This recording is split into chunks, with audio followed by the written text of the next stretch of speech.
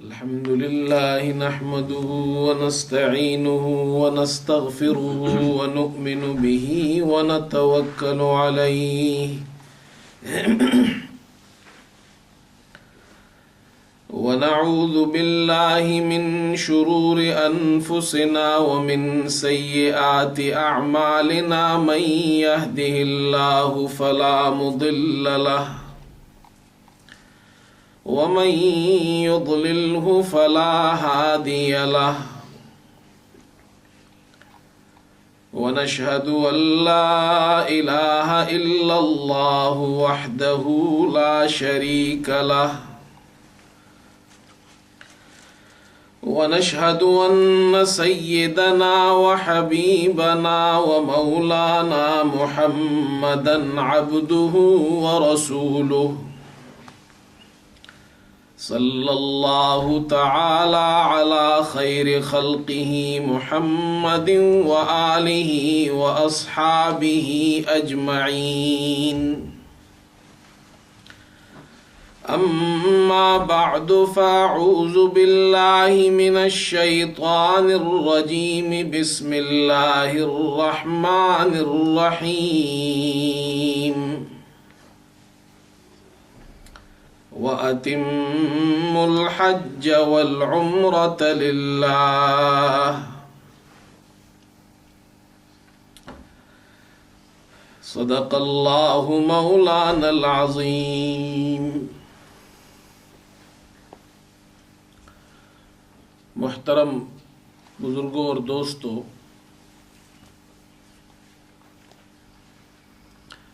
یہ مہینہ ذوالقعدہ کا مہینہ ہے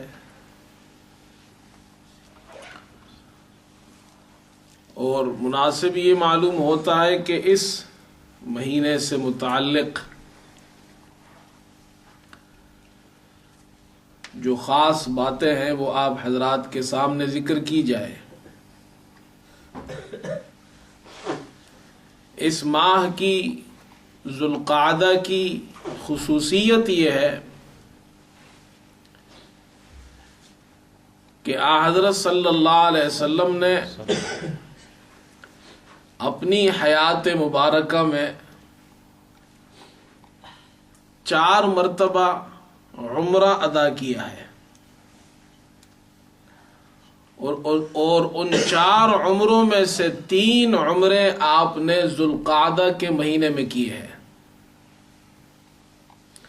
اور 1 عمرہ آپ نے حج کے ساتھ کیا ہے۔ یہ کل 4 عمرے آپ نے کیے ہیں۔ امام بخاری رحمۃ اللہ علیہ روایت نقل کرتے ہیں حضرت انس رضی اللہ تعالی عنہ سے، وہ فرماتے ہیں کہ رسول اللہ صلی اللہ علیہ وسلم نے 4 عمرے کیے۔ اعتمر رسول اللہ صلی اللہ علیہ وسلم 4 عمر، اور وہ 4 عمرے کلہن فی ذی القعدہ، وہ سب کے سب ذوالقعدہ میں ہوئے، سوائے الا التی کانت مع حجتہ، وہ 1 عمرہ جو آپ نے حج کے ساتھ کیا ہے۔ یعنی اکثر 3 عمرے آپ نے ذوالقعدہ میں اور 1 عمرہ آپ نے ذوالحجہ میں کیا ہے۔ سب سے پہلا عمرہ جو حضرت صلی اللہ علیہ وسلم کا عمرہ کہلاتا ہے وہ سن 6 ہجری میں آپ صلی اللہ علیہ وسلم نے خواب دیکھا، اور خواب یہ دیکھا کہ آپ اور آپ کے صحابہ وہ مسجد حرام میں داخل ہوئے، حرم شریف میں انہوں نے طواف کیا، بیت اللہ کا طواف کیا، عمرہ ادا کیا۔ اس کے بعد کچھ لوگ سر کے بال منڈوا رہے ہیں، حلق کرا رہے ہیں، اور کچھ لوگ قصر کرا رہے ہیں۔ آپ صلی اللہ علیہ وسلم نے اپنا یہ خواب صحابہ سے بیان کیا، اور پیغمبر کا خواب وہ عام لوگوں کی خواب کی طرح نہیں ہوتا، پیغمبر کا خواب سچا ہوتا ہے۔ پیغمبر کا خواب وہ اللہ کی طرف سے وحی ہوتی ہے۔ جب صحابہ اکرام نے آپ صلی اللہ علیہ وسلم سے یہ خواب سنا تو بڑے خوش ہوئے کہ ہم مسجد حرام جائیں گے، مکہ جائیں گے، بیت اللہ کا طواف کریں گے، عمرہ ادا کریں گے۔ چنانچہ سن 6 ہجری میں آپ صلی اللہ علیہ وسلم اور صحابہ کی جماعت عمرے کی ادائیگی کے لیے مدینہ منورہ سے روانہ ہو کر جب حدیبیہ کے مقام پر پہنچے تو مشرکین مکہ نے آپ کا راستہ روک لیا اور آپ کو عمرے کی ادائیگی کی اجازت نہیں دی، اور اسی موقع پر سرور کائنات صلی اللہ علیہ وسلم اور مشرکین مکہ کے درمیان میں ایک صلح ہوئی جسے صلح حدیبیہ کے نام سے یاد کیا جاتا ہے، اور یہ کہا گیا ان کو کہ تم اس سال عمرہ نہیں کر سکتے ہو، آئندہ سال تمہیں عمرہ کرنے کی اجازت ہے، اس سال تم واپس جاؤ، آئندہ سال عمرے کے لیے آنا، اور 3 دن سے زیادہ مکہ میں رہنے کی بھی اجازت نہیں ہوگی۔ 3 دن مکہ رہو گے، عمرہ اپنا کرنا، اسلحہ بھی ساتھ نہیں لانا، یعنی جو جنگ کے لیے اسلحہ استعمال ہوتا ہے اپنی حفاظت کے لیے ہے وہ تو ٹھیک ہے، لیکن جنگ کا اسلحہ جو استعمال ہوتا ہے اس کے لانے کی بھی اجازت نہیں، 3 دن مکہ میں زیادہ ٹھہرنے کی اجازت نہیں، اور اس سال عمرہ کی اجازت نہیں، اگلے سال آنا۔ چنانچہ حضور پاک علیہ السلام وہاں سے پھر مدینہ تشریف لائے۔ صحابہ اکرام رضی اللہ عنہم اجمعین، بعض صحابہ کے دلوں میں اس سے کچھ کھٹک پیدا ہوئی، اس لیے کہ ان کو تو یہ یقین تھا کہ ہم عمرہ کریں گے، اللہ کے رسول صلی اللہ علیہ وسلم نے خواب دیکھا ہے، اور پیغمبر کا خواب سچا ہوتا ہے، پیغمبر کا خواب وحی الہی ہوتا ہے۔ تو حضرت عمر رضی اللہ تعالی عنہ آئے اور آپ صلی اللہ علیہ وسلم کی خدمت اقدس میں آ کر عرض کرنے لگے، افلم تکن تخبرنا انا صنعت البیت ونطوف، آپ مدینے میں ہم سے یہ ارشاد نہیں فرماتے تھے اور آپ نے ہمیں یہ خبر نہیں دی تھی کہ ہم بیت اللہ پہنچیں گے، بیت اللہ کا طواف کریں گے؟ آپ صلی اللہ علیہ وسلم نے فرمایا بلا، میں نے تمہیں یہ کہا تھا، لیکن اے عمر اخبرتک انک تأتیہ عامک ھذا، کیا میں نے تمہیں یہ بھی کہا تھا کہ تم اسی سال بیت اللہ میں داخل ہوگے؟ یہ تو میں نے کہا تھا کہ میں نے خواب دیکھا ہے، اور خواب میں یہ دیکھا ہے کہ میں اور میرے صحابہ مسجد حرام میں داخل ہوئے، طواف کر رہے ہیں اللہ کے گھر کا، لیکن عمر یہ تو بتاؤ میں نے یہ بھی کہا تھا کہ اسی سال یہ ہوگا؟ حضرت عمر نے فرمایا نہیں، آپ نے یہ تو نہیں فرمایا تھا۔ اب یہ واقعہ آپ کو قرآن پاک کی تفسیر میں بھی ملے گا، اس لیے کہ اسی واقعے کا ذکر اللہ تعالیٰ نے قرآن پاک میں کیا ہے، سورہ فتح میں فرمایا لقد صدق اللہ رسولہ الرؤیا بالحق لتدخلن المسجد الحرام لتدخلن المسجد الحرام ان شاء اللہ آمنین محلقین رؤوسکم ومقصرین۔ اللہ نے سچ کر دکھایا اپنے پیغمبر کا خواب، اور تم ضرور مسجد حرام میں داخل ہوں گے انشاءاللہ، آمینین، امن کے ساتھ، محلقین رؤوسکم، تم میں سے بہت سے صحابہ عمرہ کرنے کے بعد اپنے سر کا حلق کرائیں گے، وہ مقصرین، تم میں سے بہت سے اپنے سر کے بال چھوٹے کرائیں گے، لا تخافون، تمہیں کوئی خوف نہیں ہوگا۔ اب یہ واقعہ آپ کو قرآن کی تفسیر میں بھی ملے گا، یہ واقعہ آپ کو حدیث میں بھی ملے گا، حدیث کی کتابوں میں، یہ واقعہ آپ کو سیرت کی کتابوں میں بھی ملے گا، اتنا مشہور واقعہ ہے۔ اور اس واقعے میں غور فرمائے، حضور پاک علیہ السلام جو جملہ ارشاد فرما رہے ہیں عمر سے، حضرت عمر رضی اللہ عنہ سے، افاخبرتک انک تأتیہ عامک ھذا، اے عمر میں نے یہ کب کہا تھا کہ تم اسی سال عمرہ کرو گے؟ معلوم ہوا غیب کا علم پیغمبر کے پاس بھی نہیں ہے۔ اگر پیغمبر کے پاس غیب کا علم ہوتا تو مدینے سے چل کر اتنی تکلیف اٹھانے کی ضرورت کیا تھی جس کے آخر میں عمرہ ہی نہیں کرنا؟ خود بھی تکلیف میں آئے، صحابہ کو بھی تکلیف میں ڈالا اور عمرہ ہوا نہیں۔ اگر یقین سے بتائیے حضور پاک علیہ السلام کو اس بات کا علم ہوتا کہ ہم حدیبیہ تک جائیں گے اور ہم روک دیے جائیں گے، اور آپ اکیلے نہیں، 1400 صحابہ آپ کے ساتھ ہیں، 1400 صحابہ، ہمیں وہاں عمرہ کرنے کی اجازت نہیں دی جائے گی، اگر یہ علم ہوتا تو پیغمبر مدینے سے چلتے؟ بالکل۔ معلوم ہوا غیب کا علم پیغمبر کے پاس نہیں ہے، غیب کا علم صرف ایک اللہ کو ہے، آئندہ کیا ہونے والا ہے یہ کسی کو نہیں معلوم۔ قرآن پاک میں اللہ تعالیٰ نے کتنی جگہ کہا ہے، فرمایا ان اللہ عنده علم الساعة وينزل الغیث ويعلم ما في الارحام وما تدری نفس ماذا تکسب غدا وما تدری نفس بأي ارض تموت۔ اللہ کے پاس قیامت کا علم ہے، بارش اللہ برساتا ہے، کب برسے گی اللہ کو علم ہے، ماں کے رحم میں کیا ہے، بچہ ہے یا بچی ہے، اس کا علم اللہ کو ہے۔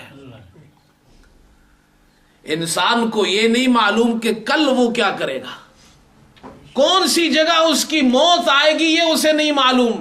ان اللہ علیم خبیر، جاننے والی ذات اور خبر رکھنے والی ذات ایک اللہ کی ذات ہے، غیب کا علم کسی کو نہیں، اور غیب کے علم نہ ہونے میں ہی فائدہ ہے۔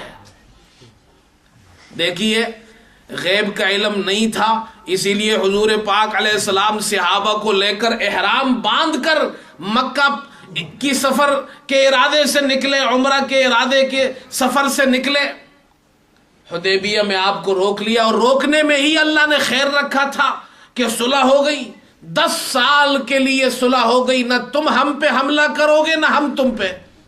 اب کتنا بڑا فائدہ ہوا، اور اس کا سب سے بڑا فائدہ یہ ہوا کہ جو ہمارے دشمن ہیں 10 سال تک یہ حملہ نہیں کریں گے، لہذا 10 سال تک اب مسلمان اطمینان میں ہیں۔ اب آپ نے سارے دنیا میں اسلام کی آواز اور دعوت ساری دنیا میں پہنچانا شروع کی، اور بڑے بڑے بادشاہوں تک اسلام کی دعوت اور خطوط آپ نے بھیجنے شروع کر دیے۔ یہ موقع ملا، یہ پہلا عمرہ ہے۔ اب آپ کے ذہن میں سوال پیدا ہوگا کہ جناب عمرہ تو ہوا نہیں ہے، تو پھر آپ اسے عمرہ کیسے کہتے ہیں؟ اس لیے کہ حدیبیہ سے تو حضور پاک علیہ السلام واپس مدینہ تشریف لے گئے، تو عمرہ تو ہوا نہیں، اور صحابہ نے اسے حضور پاک علیہ السلام کے عمرے میں شمار کیا ہے کہ یہ آپ کا پہلا عمرہ ہے۔ اس کی وجہ علماء نے یہ بیان کی ہے، اگرچہ آپ مسجد حرام نہیں گئے، طواف اور سعی آپ نے نہیں کی، لیکن عمرہ اس لیے کہا جاتا ہے کہ آپ نے احرام باندھا تھا، آپ نے نیت کی تھی، آپ نے تلبیہ پڑھا تھا، اور جب آپ کو عمرے سے روک دیا گیا تو آپ نے ہدی، وہ جانور، اس لیے کہ احرام سے نکلنے کے لیے اب دم دینا پڑے گا، حرم میں ایک جانور ذبح کرنا ہوگا تاکہ اس احرام سے محرم نکل جائے. آپ نے وہ جانور، وہ ہدی، وہ دم کی قربانی دی. تو چونکہ یہ احکامات عمرے کے اس واقعے میں لاگو ہوئے ہیں، اس لیے صحابہ فرماتے یہ حضور پاک علیہ السلام کا پہلا عمرہ تھا.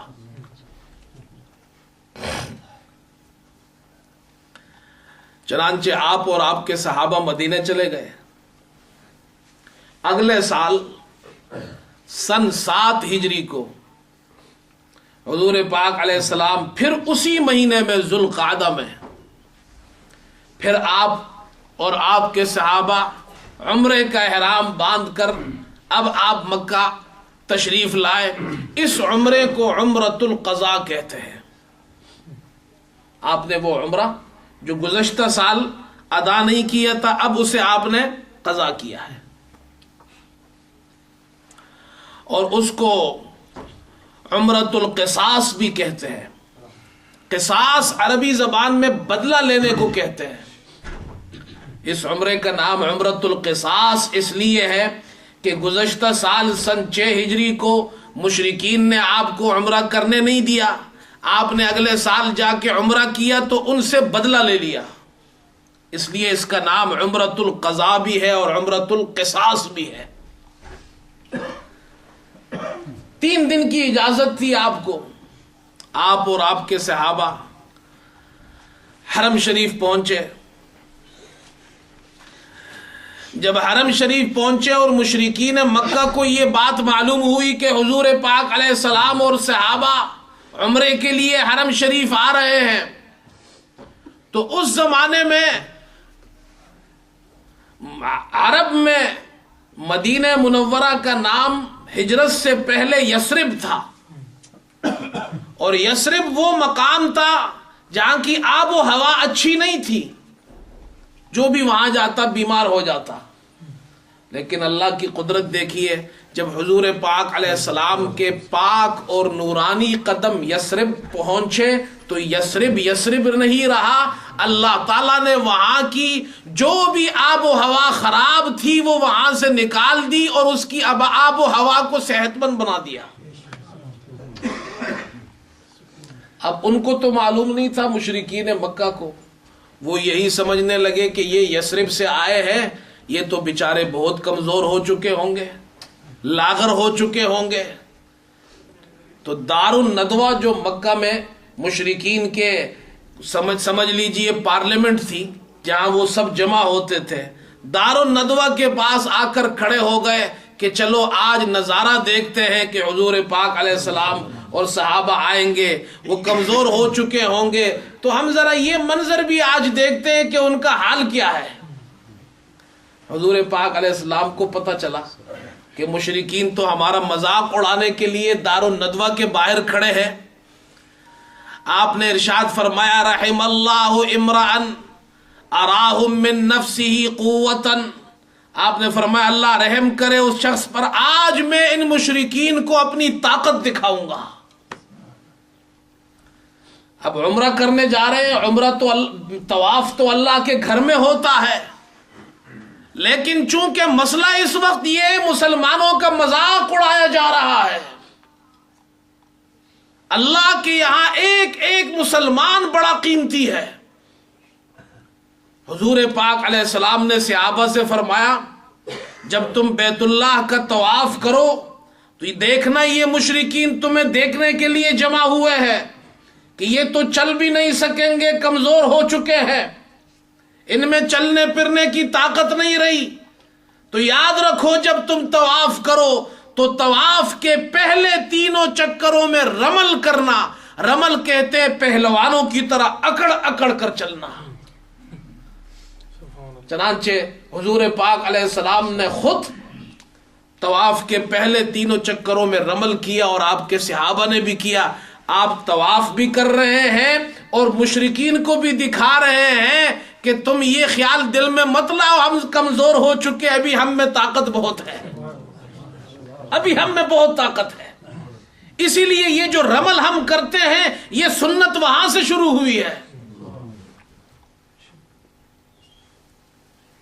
حضور پاک علیہ السلام نے طواف کیا، عمرہ پورا کیا، عمرہ پورا کرنے کے بعد آپ بیت اللہ کے اندر داخل ہوئے اور عبادت کرنے لگے، اللہ کے گھر میں اندر داخل ہوئے، اور آپ نے حضرت بلال رضی اللہ تعالی عنہ سے فرمایا کہ اے بلال، جب نماز کا وقت آیا تو اے بلال بیت اللہ کے اوپر چھت پر چڑھ کر اذان دو۔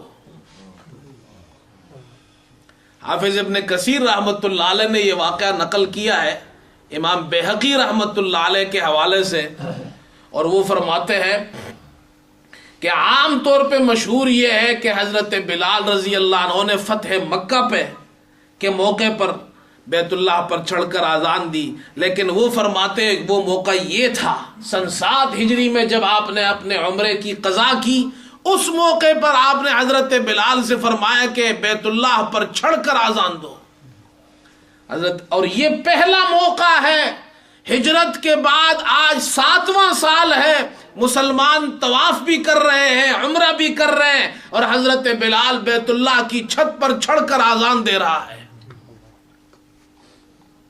جب اذان کی آواز سنی اور مکے میں اللہ اکبر کی صدا، ایک اللہ کی الوہیت کی صدا، حضور پاک علیہ السلام کی رسالت کی صدا جب مکے کے اس شہر میں گونجنے لگی تو اکرمہ، ابو جہل کا بیٹا اکرمہ، وہ اس وقت مسلمان نہیں ہوئے تھے، تو اکرمہ نے جب آواز سنی تو اس سے رہا نہیں گیا، کہنے لگا لقد اکرم اللہ ابا الحکم حین لم يسمع هذا العبد یقول ما یقول، اللہ میرے باپ ابو الحکم، ابو جہل کو وہاں کے لوگ ابو الحکم کہتے تھے اور مسلمانوں نے اس کا نام ابو جہل رکھا تھا، اللہ میرے باپ ابو الحکم کو عزت دے کہ وہ تو مر چکا تھا۔ کہنے لگا کہ اچھا ہے کہ وہ یہاں موجود نہیں، ورنہ اس غلام کی یہ آواز سنتا تو اس کی حالت خراب ہو جاتی۔ صفوان ابن امیہ، یہ امیہ کا بیٹا ہے، یہ کہنے لگا الحمدللہ الذی اذهب ابی حین لم یرى ھذا، شکر ہے کہ میرا باپ مر گیا ہے، اگر وہ زندہ ہوتا تو وہ یہ دیکھتا تو اس کی حالت بھی خراب ہوتی۔ خالد ابن اسید کہنے لگا شکر ہے کہ اللہ نے میرے باپ کو بھی موت دے دی ہے کہ وہ آج یہ نہ دیکھ سکے کہ بلال جیسا غلام بیت اللہ پر چڑھ کر آواز لگا رہا ہے۔ اللہ نے غلام کو یہ عزت دی، اور حضور پاک علیہ السلام نے دنیا کو دکھایا کہ آپ کے سارے صحابہ آپ کو پیارے ہیں، لیکن جسے بیت اللہ پہ چڑھنے کا حکم دیا وہ وہی غلام ہے جسے مکے کے مشرکین گھٹیا سمجھتے تھے، کمزور سمجھتے تھے، اس پہ ظلم کرتے تھے۔ اسلام نے آ کر سب سے پہلے مکے میں مشرکین کو دکھایا کہ اسلام وہ دولت ہے جب غلام کے دل میں داخل ہو تو پھر حضور اسے بیت اللہ پہ چڑھا دیتا ہے۔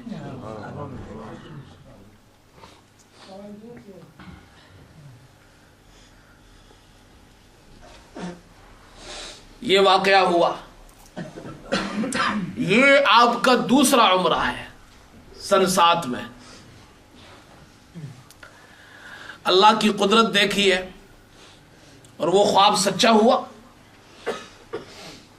اس کے بعد پھر آپ نے تیسرا عمرہ جو کیا ہے وہ بھی ذوالقعدہ میں کیا ہے، اور وہ سن 8 ہجری میں ہوا جب مکہ فتح ہوا۔ مکہ فتح ہونے کے بعد غزوہ حنین ہوا ہے، پھر حوازن اور طائف کا غزوہ ہوا ہے۔ یہ مکے کے قریب 2 جگہ ہے، اور حوازن میں مسلمانوں کو بہت بڑا مال غنیمت ملا، بہت بڑا، یہاں تک کہ مورخین نے لکھا ہے کہ حوازن میں مسلمانوں کو جو غنیمت ملی 6000 قیدی اس میں تھے، 24,000 اونٹ، 40,000 بکریاں، اور 4000 اوقیہ چاندی سلور، اتنا بڑا غنیمت، مال غنیمت۔ حضور پاک علیہ السلام نے حکم دیا کہ اسے جعرانہ ایک جگہ ہے وہاں رکھو، خود آپ طائف چلے گئے۔ جب طائف سے واپس آئے، جعرانہ پہنچے، آپ نے انتظار کیا کہ یہ حوازن کے لوگ آئے، ان کے قیدی ہیں، ان کا اتنا مال ملا ہے، ہو سکتا ہے یہ آ جائے۔ 10 دن آپ نے انتظار کیا، کوئی نہیں آیا، تو آپ نے وہ سارا مال غنیمت مسلمانوں میں تقسیم کر دیا۔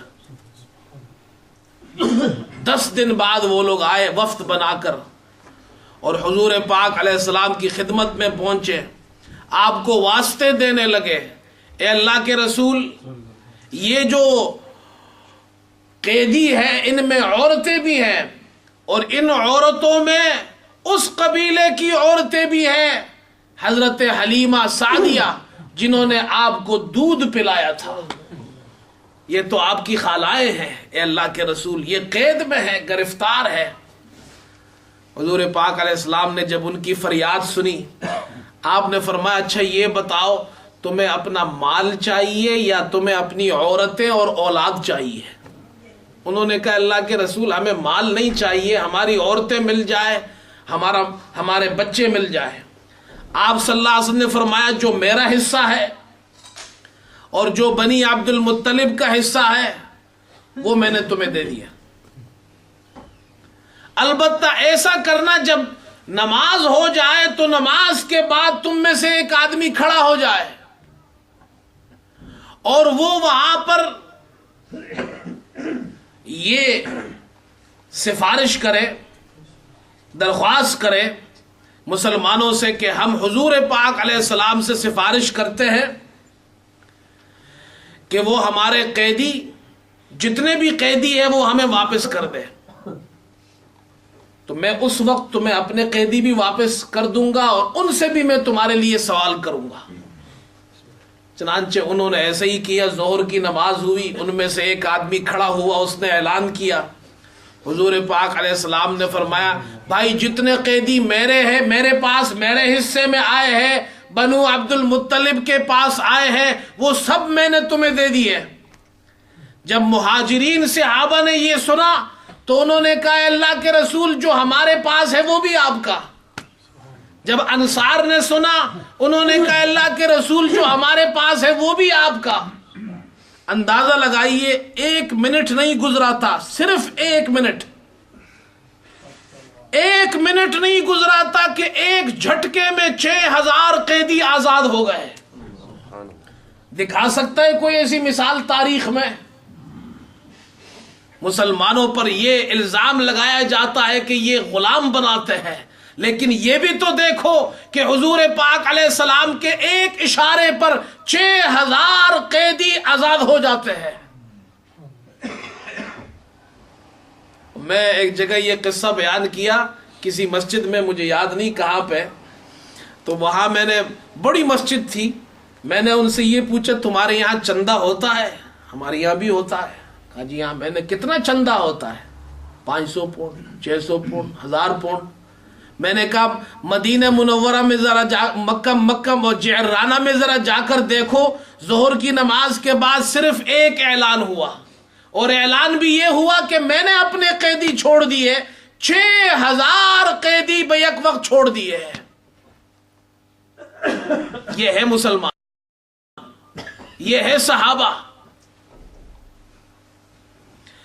وہاں سے حضور پاک علیہ السلام نے تیسرا عمرہ کیا ہے، اس کو کہتے ہیں عمرۃ الجعرانہ۔ جعرانہ وہ مقام تھا جہاں سے احرام باندھا تھا آپ نے۔ امام بخاری رحمت اللہ علیہ نے ایک روایت نقل کی ہے کہ ایک صحابی ہے یعلا ابن امیہ، ان کی خواہش یہ تھی، صحابہ کو دیکھیے، ان کا مزاج دیکھیے، ان کا ٹیسٹ دیکھیے، ان کو یہ خواہش پیدا ہوئی کہ جب حضور پاک علیہ السلام پہ وحی اترتی ہے تو میں اس منظر کا مشاہدہ کر لوں۔ حضور پاک علیہ السلام صحابہ کے ساتھ ایک جگہ تشریف فرماتے جہاں اوپر چادر لگی ہوئی تھی، سایہ دینے کے لیے. امام بخاری فرماتے ہیں اتنے میں ایک شخص آیا، گاؤں کا تھا اور عمرے کے لیے جا رہا تھا، لیکن اس نے جبہ پہنا ہوا تھا اور عطر بھی لگایا ہوا تھا. اور اسی موقع پر حضور پاک علیہ السلام پر وحی اترنے کے آثار نمودار ہونا شروع ہو گئے.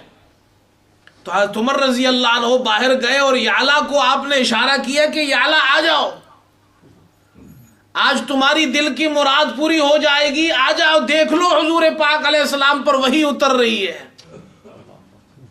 تو حضرت یعلا آئے اور اندر جھانک کر دیکھنے لگے تو دیکھا حضور پاک علیہ السلام کا چہرہ مبارک سرخ ہو چکا ہے، آثار وحی.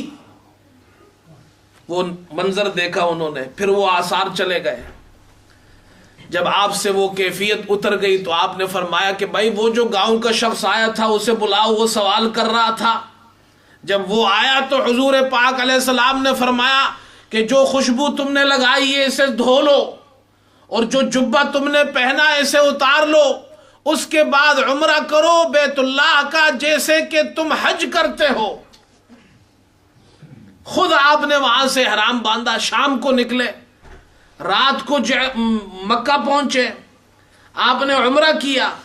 اسی رات کے آخر میں پھر وہاں سے سفر کر کے جعرانہ پہنچے، اور دوپہر کو جب سورج ڈھل گیا پھر آپ نے وہاں سے مدینے کا سفر، واپسی سفر شروع کیا اور مدینے پہنچ گئے. یہ ہے آپ کا تیسرا عمرہ. اور پھر چوتھا عمرہ حضور پاک علیہ السلام نے سن 10 ہجری میں کیا ہے، جب آپ نے حج کیا ہے. اور وہ بخاری میں اور مسلم شریف میں وہ روایت تفصیل سے لمبی روایت موجود ہے حضرت جابر رضی اللہ عنہ کی. آپ صلی اللہ علیہ وسلم مدینے سے نکلے، صحابہ بھی آپ کے ساتھ بڑی تعداد میں، مکہ پہنچے، طواف کیا، بیت اللہ کی سعی کی، اور طواف کیا اور صفا مروہ کی سعی کی. اب یہ عمرہ تو ہو گیا، لیکن آپ صلی اللہ علیہ وسلم اپنے ساتھ قربانی کا جانور لے کر آئے تھے. تو آپ نے وہاں ایک جملہ ارشاد فرمایا، لو انی استقبلت من امری ما استدبرت. اگر مجھے یہ بات پہلے سے یہ اندازہ ہو جاتا اور میں اس بات کو دیکھ لیتا کہ یہ بیت اللہ کا طواف اور سعی کے بعد میں اسے عمرہ بنا لوں، تو میں اپنے ساتھ یہ جانور نہ لاتا. اس لیے کہ جانور لانے والے کو حکم یہ ہے کہ اب وہ عمرہ اور حج کو الگ الگ نہیں کر سکتا ہے. لہذا تم میں سے جو شخص وہ جانور اپنے ساتھ نہیں لایا ہے قربانی کا، وہ اپنے آپ کو عمرہ کے بعد احرام سے نکال دے، حلال ہو جائے اور اسے عمرہ بنا لے، اور بعد میں جب حج کا دن آئے تو پھر حج کا احرام پہن لے. آپ نے خاص طور پر صحابہ کو یہ حکم دیا کہ تم اسے عمرہ بنا لو. حضرت جابر رضی اللہ عنہ اسی حدیث میں فرماتے ہیں کہ ہم حج کو جانتے تھے، عمرہ کو نہیں جانتے تھے. مشرکین اور اس زمانے کے جو عرب تھے وہ حج کے دنوں میں حج میں عمرہ کو شامل نہیں کرتے تھے. ان کے یہاں یہ جائز نہیں تھا کہ حج میں عمرہ بھی کیا جائے. تو حضور پاک علیہ الصلوۃ والسلام نے عمرہ کو حج میں داخل کر دیا. جب یہ ہوا اور صحابہ نے یہ سنا کہ آپ صلی اللہ علیہ وسلم تو ہمیں عمرے کا حکم دے رہے ہیں اور آپ نے حج میں عمرہ کو داخل کر دیا، تو سراقہ ابن مالک رضی اللہ تعالیٰ عنہ ایک صحابی ہے، یہ کھڑے ہوئے اور کہنے لگے العامنا ھذا ام لابد. اے اللہ کے رسول، یہ جو آج آپ نے عمرہ کو حج میں داخل کر دیا ہے، یعنی اس سے پہلے تو ہم حج کرتے تھے اور حج میں عمرے کو شامل نہیں کرتے تھے. عربوں میں یہ جاہلیت کے زمانے کی رسم تھی کہ حج کے دنوں میں صرف حج ہی کیا جا سکتا ہے، عمرہ نہیں کیا جا سکتا ہے.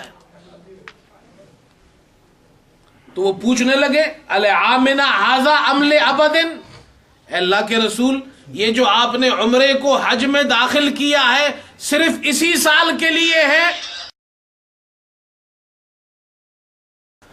تو رسول اللہ صلی اللہ علیہ وسلم نے ارشاد فرمایا، اور صرف ارشاد نہیں فرمایا، آپ نے ہاتھ کی انگلیوں کو ایک دوسرے میں داخل کیا اس طرح، اور فرمایا دخلت العمرۃ فی الحج مرتین لا بل ابد ابد، یا ہمیشہ ہمیشہ کے لیے ہے. عمرہ حج میں داخل ہو گیا جیسے یہ انگلیاں ایک دوسرے میں داخل ہو گئی. فرمایا عمرہ حج میں داخل ہو گیا، ہمیشہ ہمیشہ کے لیے داخل ہو گیا. اس موقع پر حضور پاک علیہ السلام نے عمرہ بھی کیا اور عمرے کو حج میں داخل کر دیا. یہ آپ کا چوتھا عمرہ تھا. تو حضور پاک علیہ السلام نے اپنی زندگی میں کل کتنے عمرے کیے ہیں؟ 4 عمرے کیے. اور ان 4 میں سے 3 عمرے ذوالقعدہ میں کیے ہیں. یہ جو ابھی مہینہ چل رہا ہے یہ ذوالقعدہ کا مہینہ ہے. اس مہینے میں حضور پاک علیہ السلام نے 3 عمرے کیے ہیں. پہلا عمرہ جو عمرۃ الحدیبیہ سن 6 ہجری میں، دوسرا عمرہ سن 7 میں عمرۃ القضاء، اور تیسرا عمرہ سن 8 میں فتح مکہ کے بعد جعرانہ سے، اور چوتھا عمرہ آپ نے حج کے موقع پر کیا ہے جو ذوالحجہ میں ہوا ہے. 3 عمرے آپ نے ذوالقعدہ میں کیے اور 1 عمرہ آپ نے ذوالحجہ میں کیا. اس سے معلوم ہوا کہ عمرے کی بھی بڑی شان ہے، عمرے کی بڑی شان. اس سے اور کیا آپ اندازہ لگائیں گے کہ رسول اللہ صلی اللہ علیہ وسلم ذوالقعدہ میں 3 عمرے کرتے ہیں اور اس کے لیے مدینے سے آپ سفر کرتے ہیں باقاعدہ، اور اس کے لیے آپ قضا بھی کرتے ہیں، اس کے لیے آپ جعرانہ سے احرام باندھتے ہیں. معلوم ہوا عمرہ بھی کرنا سنت ہے. عمرے کی بھی کوشش کرنی چاہیے کہ مسلمان حج بھی کرے، مسلمان عمرہ بھی کرے. صرف عمرہ کرنا یہ بھی سنت ہے، یہ حضور پاک علیہ السلام سے ثابت ہے. حج کے ساتھ عمرہ کرنا یہ بھی سنت ہے. دونوں طریقے سے آپ عمرہ کر سکتے ہیں. اس لیے فقہا ہمارے یہاں تو ہم یہ کہتے ہیں حج اصغر اور حج اکبر ہم نے نام رکھے ہیں. ہم تو جو چاہے کر دیتے ہیں، ہمیں تو پتہ ہی نہیں ہے عوام بیچاروں کو. حج اصغر کہتے ہیں ہمارے یہاں عوام، جو عوام ہے وہ کہتے ہیں حج اصغر اس حج کو کہتے ہیں جو عام حج ہوتا ہے. اچھا حج اکبر کس کو کہتے ہیں؟ جس دن عرفات جمعے کو ہو تو کہتے ہیں حج اکبر ہے، اکبری حج کہتے نہیں کہتے. یہ عوام کی باتیں ہیں، یہ عوام کی باتیں، شریعت میں اس کی کوئی حیثیت نہیں ہے. فقہا اللہ تعالیٰ ان کو جزائے خیر دے، حضرات فقہا وہ فرماتے ہیں ایک حج حج اصغر ہے، ایک حج حج اکبر ہے. اور وہ خود فرماتے حج اصغر مانا چھوٹا حج، حج اکبر مانا بڑا حج. بھائی یہ چھوٹا حج کیا ہے، بڑا حج کیا ہے؟ تو حضرات فقہا فرماتے عمرہ کرنا چھوٹا حج ہے، حج کرنا بڑا حج ہے. ہر حج بڑا حج ہے اور ہر عمرہ چھوٹا حج ہے. یہ مسئلہ سیکھ گئے بھائی. یہ جو آپ لوگ کہتے ہیں نا عرفات جمعے کے دن ہو تو اکبری حج ہے، یہ ہماری ایجاد ہے. اس کی شریعت میں اس کی کوئی ویلیو نہیں. شریعت تو یہ بتاتی ہے، فقہا یہ بتاتے ہیں ہر عمرہ چھوٹا حج اور ہر حج بڑا حج. تو بھائی چھوٹے حج بھی کیا کرو، بڑے حج بھی کیا کرو. اللہ ہمیں چھوٹے حج بھی نصیب فرمائے، بڑے حج بھی نصیب فرمائے. وآخر دعوانا الحمدللہ رب العالمین.